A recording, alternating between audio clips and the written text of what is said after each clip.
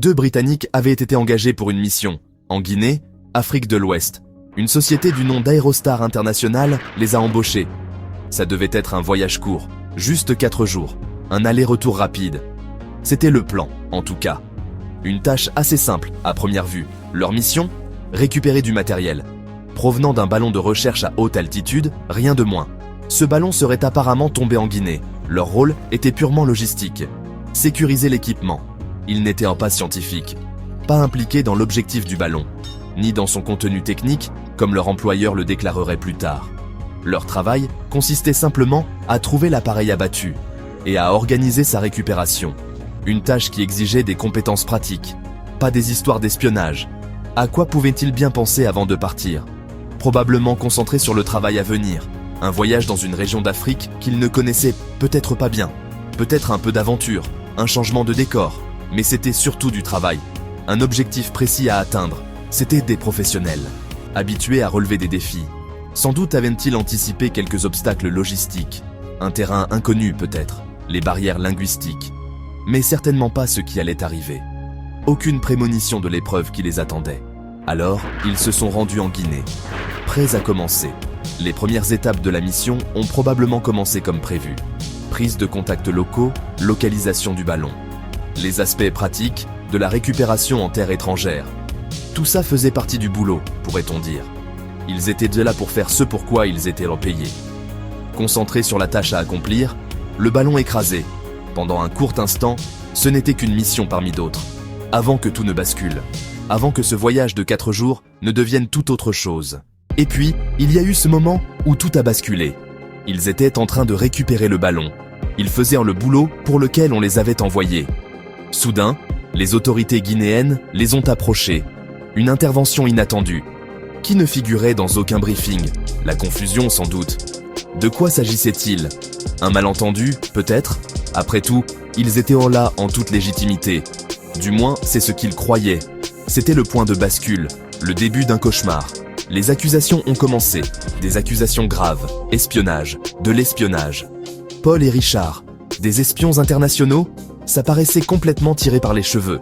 C'étaient des spécialistes de la récupération de ballons. Des agents logistiques. Leur employeur, Aerostar International, l'a d'ailleurs précisé par la suite. Les hommes ignoraient tout du fonctionnement du ballon. Rien de ses caractéristiques techniques, ni de sa finalité. Leur mission était purement et simplement de le récupérer. Mais sur le moment, sur le terrain, en Guinée, ces distinctions importaient sans doute bien peu à ceux qui les arrêtaient.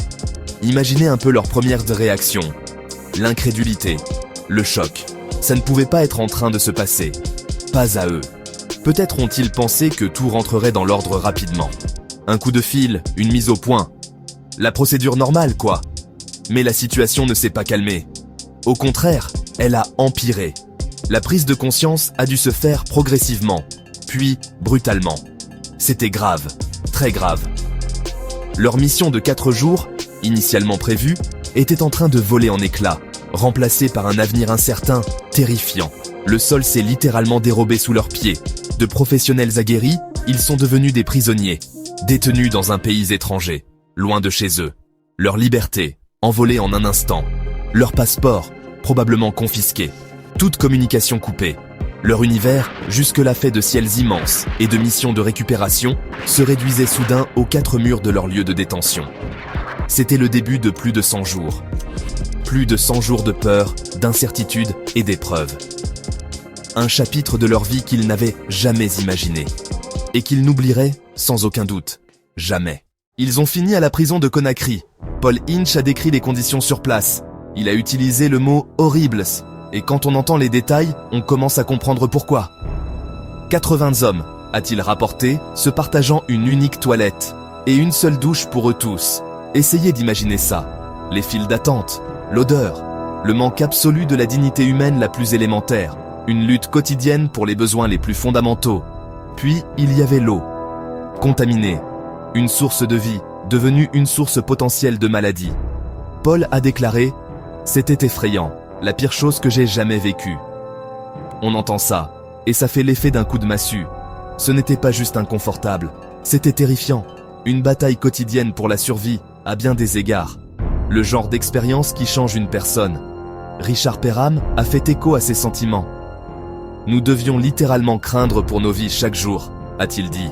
C'était dévastateur.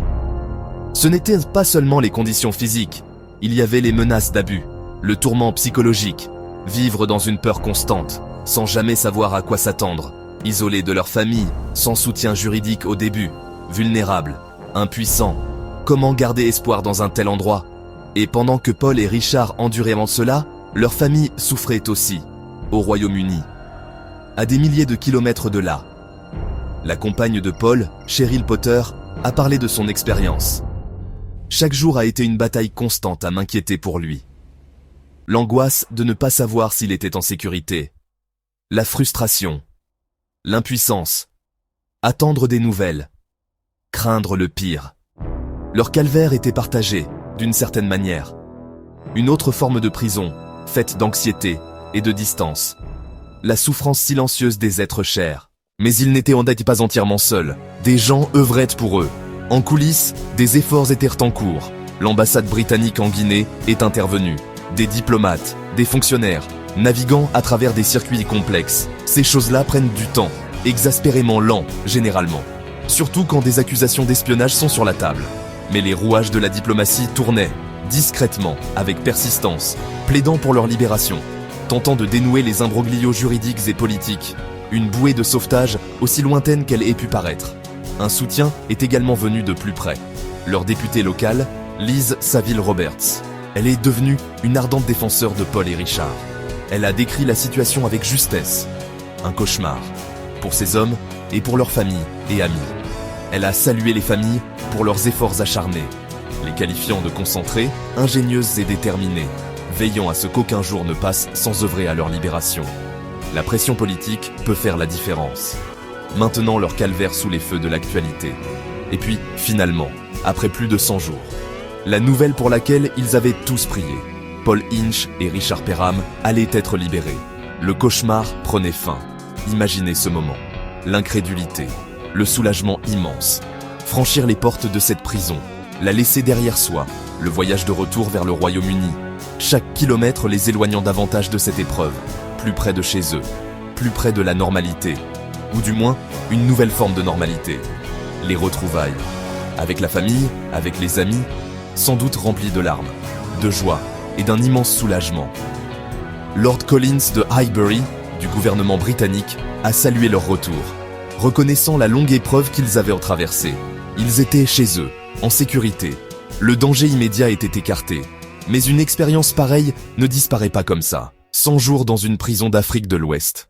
Accusé d'être des espions, craignant pour sa vie. Ça laisse des traces. Une histoire à raconter. Un rappel brutal de la vitesse à laquelle les choses peuvent basculer.